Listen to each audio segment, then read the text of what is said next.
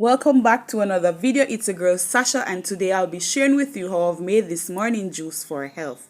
What I'll be using is fruits and vegetables. As you can see here, I'm using a cucumber, an apple, a carrot, and ginger. First thing first, you're going to be needing to wash your vegetables very good. The vegetable that I'll be using is callaloo. Alright, yes, I'm adding callaloo to this juice.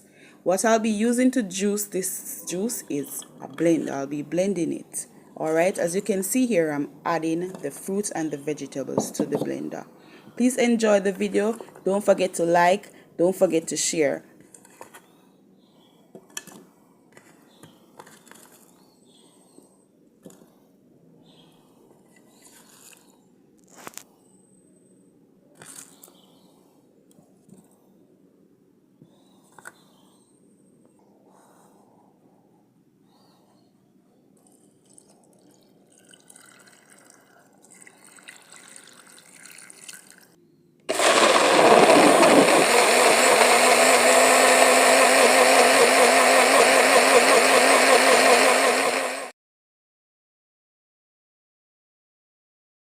Don't forget to like the video and please subscribe.